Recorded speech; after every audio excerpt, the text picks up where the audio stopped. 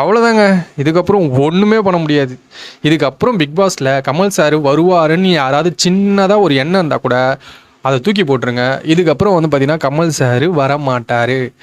ஏன்னு பார்த்தீங்கன்னா அவர் பயங்கர ஃபோக்கஸாக வந்து பார்த்திங்கன்னா பாலிடிக்ஸில் இறங்கிட்டார். இப்போ வந்து எம்பி ஆகிருக்காரு. எம்பி ஆனதுக்கப்புறம் அவர் ஏதாவது வந்து பிக் பாஸில் கொஞ்சம் தப்பாக பேசினான்னு வைங்களேன், யோசிச்சு பாருங்களேன். இப்போது சிம்பிளாக ஃபஸ்ட்டு பிக் பாஸில் ஏதாவது தப்பு பண்ணால் அவர் படத்துக்கு மட்டும்தான் வந்து அது பாதிப்பாக இருக்கும். ஆனால் இப்போ ஏதாவது அவர் தப்பு பண்ணார்னா அவர் படத்துக்கும் பாதிப்பு, அதுக்கப்புறம் அவரோட பாலிடிக்ஸுக்கும் வந்து பார்த்தீங்கன்னா பாதிப்பு. ஸோ இந்த ரெண்டுமே இருக்கும்போது அவர் வருவாருன்னு நீங்கள் நினைக்கிறீங்களா? வாய்ப்பே கிடையாது. கண்டிப்பாக சொல்கிறேன், அவர் வரமாட்டார். ஸோ அப்போ யார் தான் வருவாருன்னு கேட்டிங்கன்னா விஜய் சேதுபதி தான். வேற யார்? ஏன்னா நீங்கள் நல்லா யோசிச்சு பாருங்கள். போன சீசன் வந்து நல்லா போகலன்னுலாம் சொல்ல முடியாது. போன சீசன் நல்லாவே போச்சு. போன சீசன் வந்து ஸ்டார்டிங்கில் கொஞ்சம் விஜய் சேதுபதி ஃபஸ்ட் டைம்ன்றதுனால கொஞ்சம் எப்படி பேசுகிறது அதுக்கு டைம் எடுத்தது. ஆனால் சீசன் வந்து பார்த்தீங்கன்னு வச்சுங்களேன், ஃப்ளாஃபான்னு கேட்டிங்கன்னா கிடையாது. அந்த சீசனு ஒரு ஹிட்டு தான். ஏன்னு சொல்கிறேன்னு கேட்டிங்கன்னா அந்த சீசனில் வந்து பார்த்திங்கன்னா கடைசி வரைக்குமே ஒரு விறுவிறுப்பு இருந்துச்சு. இவர் தான் ஜெயிப்பாங்க அப்படின்னு சொல்லிட்டு ஒரு கடைசி வரைக்கும் இருந்துச்சு. நம்ம எல்லாருக்கும் தெரியும் முத்து வந்து பார்த்திங்கன்னா ஜெயிச்சிருவாங்கன்ற அளவுக்கு வந்து எல்லாருக்கும் தெரியும். ஆனாலுமே வந்து பார்த்திங்கன்னா சௌந்தர்யாவுக்கு இருந்த ஃபேன்ஸ் வந்து ரொம்ப அதிகம். ஸோ போன வாட்டி வந்து ஒன் சைடாக இவங்க தான் வின் பண்ணுவாங்க அப்படின்ற மாதிரி ரொம்ப போராலாம் போயிடுச்சுன்னு சொல்ல முடியாது. ஸோ கண்டிப்பாக வந்து விஜய் சேதுபதி தான் வருவார். ஏன்னா அவர் அந்த சீசனை வந்து ஃப்ளாப் கொடுக்கல, ஹிட்டு தான் கொடுத்துருக்காரு. ஸோ கண்டிப்பாக வந்து பிக் பாஸ் டீம் வந்து விஜய் சேதுபதியை விட மாட்டாங்க. எனக்கு நல்லா தான் இருந்துச்சு. நீங்கள் கம்பேர் பண்ணிங்கன்னா வேறு யாராவது வந்தாங்கன்னா இன்னும் பயங்கரமாக மோசமாக போகிறதுக்கு நிறைய சான்ஸ் இருக்குது. ஸோ எனக்கு தெரிஞ்சு அப்படிலாம் யாரும் புதுசாக வரத்துக்கு வாய்ப்பு கிடையாது. அது இல்லாமல் இன்னொரு ப்ளஸ் பாயிண்ட் ஏதாவது ஒன்று பார்த்தீங்கன்னா, விஜய் சேதுபதிக்கு வந்து லாஸ்ட்டாக இந்த பிக் பாஸ் சீசன் முடிஞ்சதுக்கப்புறம் அவருக்கு வந்த எல்லா படமே ஹிட்டு தான். அவ்வளோ பெரிய ஃப்ளாப்புன்னு சொல்ல முடியாது, பேட் கமெண்ட்ஸ்னு அவருக்கு சொல்ல முடியாது அவர் படத்துக்கு. ஏன்னா லாஸ்ட்டாக வந்து ஒரு 2-3 படம் வந்து பார்த்திங்கன்னா ஹிட் தான் இருக்குது. ஸோ இப்போ விஜய் சேதுபதியோட மைண்டில் என்ன இருக்கும், நம்மளுக்கு வந்து பிக் பாஸ் வந்ததுனால தான் ஒரு படம் ஹிட் ஆகிருக்கு, ஸோ பிக் பாஸை நம்ம விடக்கூடாதுன்னு சொல்லிட்டு விஜய் சேதுபதிக்கு ஒரு மைண்ட் செட் இருக்கும். இந்த பிக் பாஸ் டீமுக்கு வந்து பார்த்திங்கன்னா இந்த சீசன் வந்து பார்த்திங்கன்னா ரொம்ப மோசமாக போயிடல. ஸோ இவருக்கு வந்து ஃபஸ்ட் டைம் தான். ஆனாலுமே வந்து பார்த்திங்கன்னா மேனேஜ் பண்ணி அவர் பண்ணிட்டார். ஸோ இவரை விட்டுட்டோன்னா புதுசாக யாரையாவது நம்ம வந்து ட்ரை பண்ணுறது ஒரு ரிஸ்க் எடுக்கிறதுக்கு விஜய் சேதுபதியே ட்ரை பண்ணிடலாம் அப்படின்னு சொல்லிட்டு தான் பிக் பாஸ் டீமோட அஃபிஷியல் பிளானாகவே இருக்கும். கண்டிப்பாக அதுவாக தான் இருக்கும். நீங்கள் யோசிச்சு பாருங்கள், வேறு யாராவது ட்ரை பண்ணி இன்னும் ஃப்ளாப் ஆச்சுன்னா, இப்போது விஜய் சேதுபதியை வந்து பார்த்திங்கன்னா டெஸ்ட் பண்ணிட்டாங்க.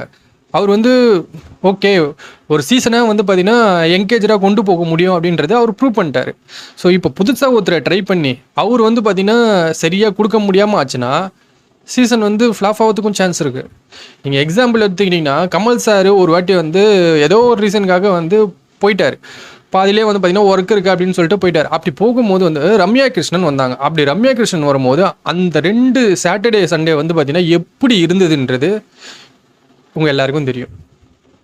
ஏன்னா அதுக்கப்புறம் கமல் சார் தான் பிக் பாஸ்னாலே கமல் சார் தான் அப்படின்றது நம்மளுக்கு எப்போ தோணுச்சுன்னா, ரம்யா கிருஷ்ணன் ஒருத்தவங்க வந்தாங்களா, வந்து ஒரு சாட்டர்டே சண்டே பண்ணி கொடுத்தாங்களா, அதுக்கப்புறம் தெரிஞ்சிச்சு பிக் பாஸ்னால் கமல் சார் தான், வேறு யாருமே பண்ண முடியாது அப்படின்றது ஒருத்தவங்க போனதுக்கப்புறம் தான் நம்மளுக்கு தெரிஞ்சுது. அதனால தான் நம்ம என்ன பண்ணோன்னா பிக் பாஸ்னால் கமல் சார் தான்ப்பா.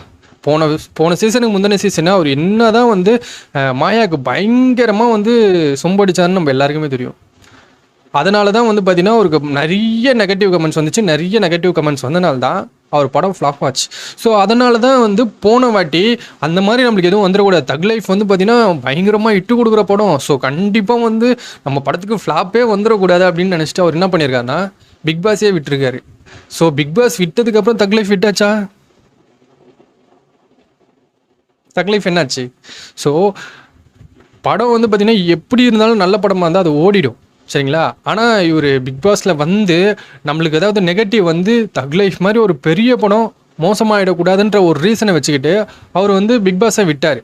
ஆனால் இப்போது தக் லைஃப் எவ்வளோ பெரிய உங்களுக்கே தெரியும் தக் லைஃப் எப்படி போச்சுன்றது. ஸோ அதனால தான். அது இல்லாமல் இப்போது ஒரு பாலிடிக்ஸில் ரொம்ப வந்து பார்த்திங்கன்னா ரொம்ப இன்ட்ரெஸ்ட் வந்து எம்பி ஆனதுக்கப்புறம் அவர் போய் அங்கே பேசினதுலேருந்து வரத்துக்கு வாய்ப்பு கிடையாது. சீரியஸாக சொல்கிறேன், வாய்ப்பே கிடையாது. கண்டிப்பாக வந்து 100% விஜய் சேதுபதினு கன்ஃபார்ம் ஆயிடுச்சு. அதுக்கப்புறம் செட்டோட வேலைகள்லாம் வந்து பார்த்திங்கன்னா பயங்கர ஃபாஸ்ட்டாக நடந்துகிட்டு இருக்குதான், செம்ம ஃபாஸ்ட்டாக நடந்துகிட்டு இருக்குது. ஏன்னா இப்போது இன்னும் ஒரு மாதம் தான் இருக்குது. செப்டம்பரில் வந்து பார்த்திங்கன்னா கண்டிப்பாக வந்து ப்ரோமோ கொடுக்கணும். இல்லைனா வந்து பிக் பாஸோட அந்த ஐயோட லோகோ இருக்குல்ல, அந்த லோகோ வச்சு போடுவாங்க விரைவில் அப்படின்னு சொல்லிட்டு, கம்மிங் சூன்னு சொல்லிட்டு போடுவாங்க. ஸோ அதுக்காகவே வந்து கண்டிப்பாக இன்னும் ஒரு மாதம் தான் இருக்குது. ஒரு மாதம் வந்துடுச்சுனாலே பிக் பாஸுக்கு வந்து வேலை பயங்கர ஸ்டார்ட் ஆகிடும். ஏன்னா அதுக்கப்புறம் யார் புதுசு நிறைய பேர் பார்க்குறாங்க, இவர் வராங்க அவங்க வராங்கன்னு சொல்லிட்டு ஏகப்பட்டது போட்டுட்ருக்காங்க. இன்னும் வந்து பார்த்திங்கன்னா யாரையுமே அவங்க ஃபிக்ஸ் பண்ணவே இல்லை. இவங்க இஷ்டத்துக்கு அவங்க வராங்கன்னு சொல்லிட்டு என்னென்னமோ போட்டுட்ருக்காங்க. எனக்கு ஒன்றுமே புரியல. இவங்கெல்லாம் எப்படி வருவாங்க? வரத்துக்கு வாய்ப்பே கிடையாது.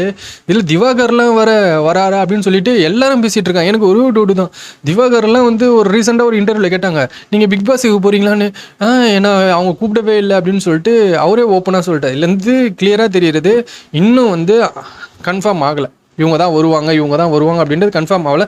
எல்லாருமே வந்து எப்படி பேசுகிறாங்கன்னா, இவங்கெல்லாம் வருவாங்கன்னு சொல்லிட்டு இவங்க வந்துருவாங்க. ஏன்னா போன சீசனுக்கு வந்து பார்த்திங்கன்னா அவங்க வர வேண்டியது மிஸ் ஆகிடுச்சு. இந்த சீசனுக்கு வந்து கண்டிப்பாக அதே மாதிரி அவங்க சொல்கிறது மோஸ்ட்லி எல்லாமே வந்து ஃபேக்குன்னு சொல்ல முடியாது. ஏன் சொல்கிறேன்னா, ஒரு சில நியூஸ் வந்து பார்த்திங்கன்னா நம்மளுக்கு பிக் பாஸ் சைட்லேருந்து வரும். அப்படி வரும்போது வந்து நம்ம அதை கொடுக்கும் போது அது கரெக்டாக இருக்கும். இன்னும் பிக் பாஸ் சைட்லேருந்து எந்த ஒரு அனௌன்ஸ்மெண்ட்டுமே கொடுக்கல. அப்போ அனௌன்ஸ்மெண்ட் கொடுக்கலன்னா பிக் பாஸ்க்கு இன்னும் வந்து யாரையுமே செலக்ட் பண்ணலைன்னு அர்த்தம். ஸோ செலக்ட் பண்ணாத போது நம்ம எப்படி வந்து பார்த்திங்கன்னா ஒரு நியூஸ் கொடுக்க முடியும்? ஸோ நம்ம வந்து எப்போவுமே வந்து ஒருத்தவங்க செலக்ட் ஆகிருக்காங்கன்னா நம்ம கன்ஃபார்மாக கொடுக்கலாம். அப்படி இல்லாத பட்சத்தில் நம்ம கொடுக்குறோன்னா அது வந்து நாளைக்கு நம்ம வீடியோ பார்க்குறவங்க கூட வந்து என்னடா இது இவர் வருவாங்கன்னு சொல்லி நம்ம வந்து வெயிட் பண்ணோம், பார்த்தா இவங்க வரல, அப்போ இவர் பொய்யா சொல்கிறாரு அப்படின்ற மாதிரி நம்மளுக்கு வந்து ஒரு கெட்ட பேர் வந்துடும். ஸோ அதனால் நான் எப்போவுமே வந்து இந்த வீடியோ நீங்கள் இந்த சீசன் ஃபுல்லாகவே வந்து நம்ம பயங்கரமாக பண்ண போகிறோம். இந்த சீசன் ஃபுல்லாக நீங்கள் வந்து என்ன அப்டேட் தெரிஞ்சுக்கணும்னு நினச்சாலும் அது எல்லாத்தையுமே வந்து நம்ம சேனலில் தெரிஞ்சுக்கலாம். அதுக்கு நீங்கள் பண்ண வேண்டியது ஒன்று தான். நம்ம சேனலை சப்ஸ்கிரைப் பண்ணிட்டு கீழே வந்து பார்த்திங்கன்னா இந்த வீடியோவுக்கு லைக் பண்ணிக்கோங்க. லைக் பண்ணிக்கிட்டிங்கன்னா பிக் பாஸில் நடக்கிற எல்லா அப்டேட்டுமே உங்களுக்கு வந்து பார்த்திங்கன்னா ஃபாஸ்ட்டாக நான் வந்து எல்லாத்தையும் சொல்கிறேன். அதுக்கு நீங்கள் பண்ண வேண்டியது சப்ஸ்கிரைப் மட்டும்தான், சரிங்களா? ஸோ கன்ஃபார்ம் ஆகிடுச்சு விஜய் சேதுபதி தான் பண்ண போகிறாரு அப்படின்னு சொல்லிட்டு. ஸோ இந்த சீசன் வந்து பார்த்திங்கன்னா போன சீசனில் ஒரு இது ஆண்கள் விசஸ் பெண்கள்னு சொல்லிட்டு ஒரு கோடு போட்டு நம்மளுக்கு ஒரு டிஃப்ரெண்ட்டாக இது வரைக்கும் இல்லாத மாதிரி ஒரு டிஃப்ரெண்ட்டாக ஒன்று பண்ணாங்கல்ல. ஸோ இந்த சீசன் வந்து என்ன பண்ண போகிறாங்கன்னா அதை விட கொஞ்சம் டிஃப்ரெண்ட்டாக. போன சீசனில் வந்து ஒரு பயங்கர சண்டை நடந்தது. ஏன்னா பாய்ஸ் தான் கெத்து, கேர்ள்ஸ் தான் கெத்து, இந்த ரூமுக்கு நாங்கள் வர மாட்டோம், இந்த ரூமுக்கு வரோம், அந்த மாதிரி ஒரு பயங்கரமான ஒரு ஃபைட் நடந்தது. அதுக்கெல்லாம் காரணமே வந்து பார்த்திங்கன்னா இந்த கேர்ள்ஸ் விசஸ் பாய்ஸ்ன்ற அந்த ஸ்டார்டிங்கே போட்டாங்க தெரியுமா ஒரு ரூல்ஸு. அந்த ரூல்ஸ் தான் வந்து பார்த்திங்கன்னா பயங்கர முக்கிய காரணம் அந்த சீசன் ஹிட் ஆனதுக்கு. அதுக்கு முன்னாடி வந்து பார்த்திங்கன்னா சின்ன வீடு அந்த பெரிய வீடு அந்த மாதிரி ஒரு கான்செப்ட் இருந்துச்சு. ஸோ அதுலேயும் பிரித்து தான் வச்சுருந்தாங்க. அப்போ மூணாவது வரதும் கண்டிப்பாக ஏதோ வச்சு பிரிக்க போகிறாங்க, அது மட்டும் கன்ஃபார்ம் தெரியுது. ஒரு குரூப் செட் வந்து பார்த்திங்கன்னா இப்படி பிரித்து வைக்கிற மாதிரி, இன்னொரு குரூப் செட் வந்து பார்த்திங்கன்னா இப்படி பிரித்து வைக்கிற மாதிரி கன்ஃபார்மாக நடக்க போகுது. ஸோ அதை தான் வந்து நம்ம இந்த சீசனில் பார்ப்போம். கன்ஃபார்மாக வந்து ஒரு பிரித்து வச்சுட்டு ஏதோ ஒரு கோடு ஒன்று போட்டு, இல்லைனா வந்து பார்த்திங்கன்னா ஒரு டீம் பிரித்து வச்சு எல்லாரும் ஒன்றா இருக்கிற மாதிரி வச்சாங்கன்னா அது அவ்வளோ சீக்கிரத்தில் சண்டை வரும்ன்றது வாய்ப்பு கிடையாது. ஏன்னா நீங்கள் நல்லா யோசிச்சிங்கன்னா இந்த லாஸ்ட் சீசன் 8th சீசனில் வந்து எல்லாரும் ஒன்றா இருக்கலாம்னு சொன்னதுக்கப்புறம் சண்டை கம்மியாயிடுச்சு. அந்தளவுக்கு வந்து பார்த்திங்கன்னா சண்டை இல்லை, நீ வாங்க நம்ம ஒன்றா சேர்ந்து பண்ணலான்னு சொல்லிட்டு அந்த ஸ்பீடாக போயிட்டு இருந்ததை கொஞ்சம் ஸ்லோவான மாதிரி எனக்கு ஃபீல் ஆச்சு. ஸோ அதனால் கண்டிப்பாக அந்த கோடு போட்டு இவங்க பாதி இவங்க வேறு டீமுன்னு சொல்லிட்டு ஒரு இது இருக்குல்ல, அது பயங்கர இன்ட்ரெஸ்ட்டாக இருந்துச்சு. போன வாட்டி இருந்தது வந்து பார்த்திங்கன்னா அந்த சமையல்காரன், அதான் நீங்கள் தான் சமையல் செய்யணும், இந்த சின்ன வீடு இவங்க தான் வந்து சமையல் செய்யணும், இவங்க தான் வந்து பார்த்திங்கன்னா ஆர்டர் கொடுக்கணும் அப்படின்னு சொல்லிட்டு ஒரு இது நடந்தது. அந்த சீசனில் பயங்கரமாக இருந்திருக்கும். பிரதீப்லாம் வந்து பார்த்திங்கன்னா பயங்கரமாக எப்படி சண்டை போடுறதுன்னு சொல்லிட்டு இதெல்லாம் என்னால் பண்ணி கொடுக்க முடியாது, சிக்கன்லாம் என்னால் பண்ணி கொடுக்க முடியாது, என்னால் இதான் பண்ணி கொடுக்க முடியும் அப்படின்னு அந்த 2 டீம்னு பிரிச்சிட்டாலே அது கண்டிப்பாக சண்டையில் தான் போய் முடியும்.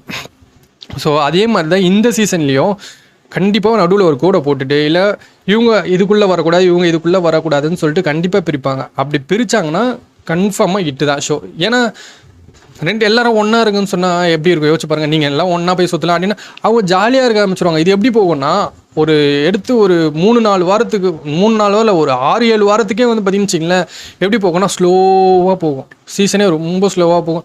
இதை எதுக்கிட்டா பார்த்துக்கிட்டு அப்படின்ற மாதிரி தான் இருக்கும். ஆனால் இதுவே வந்து ஒரு டீம் பிரிச்சிட்டோன்னா இவங்க இந்த கோட்டை தாண்டி வரக்கூடாது, அவங்க அந்த கோட்டை தாண்டி வரக்கூடாதுன்னு சொல்லிட்டு ஒரு டீமை பிரிச்சிட்டோன்னா கன்ஃபார்மாக இவங்க அந்த சைடு போய் தான் ஆகணும், அவங்க இந்த சைடு வந்து தான் ஆகணும். ஸோ கன்ஃபார்மாக சண்டை நடக்கும். ஸோ நமக்குலாம் என்டர்டெயின்மெண்ட்டாக இருக்கும். அதுதான் நம்மளுக்கு தேவை. ஸோ கண்டிப்பாக வந்து இந்த சீசன்லேயும் ஒரு கோடு ஒன்று போட போகிறாங்க, பிரிக்க போகிறாங்க, பொழக்க போகிறாங்க. அது மட்டும் கன்ஃபார்ம் தெரியுது. சரி, ஓகே. இதுக்கப்புறம் யாரெல்லாம் வருவாங்க, அதுக்கப்புறம் எப்போ வந்து ப்ரோமோ வரும் அப்படி எல்லாம் அப்டேட்டும் தெரிஞ்சுக்கணும்னு நினச்சிங்கன்னா அதுக்கு நான் இருக்கேன். இந்த சேனலை மட்டும் சப்ஸ்கிரைப் பண்ணி வச்சுக்கோங்க. உங்களுக்கு என்னெல்லாம் நடக்குது, அங்கே என்னெல்லாம் நடக்குதுன்ற எல்லா அப்டேட்டையும் வந்து நான் உங்களுக்கு கிளியராக சொல்கிறேன். அது இல்லாமல் இன்னும் சேனல் போக போக கொஞ்சம் அப்டேட்லாம் பண்ண வேண்டியதுக்கு, அப்டேட்லாம் பண்ணதுக்கப்புறம் இன்னும் சேனல் பயங்கரமாக இருக்கும். ஸோ நம்ம சேனலை வந்து பார்த்தீங்கன்னா வெயிட் பண்ணி எல்லாத்தையும் பாருங்கள். அப்டேட் வேணும்னு தெரிஞ்சிச்சுன்னா மறக்காமல் நம்ம சேனலை சப்ஸ்கிரைப் பண்ணிட்டு மறக்காமல் வீடியோவை லைக் பண்ணி வச்சுக்கோங்க. இன்னொரு வீடியோவில் பார்க்கலாம்.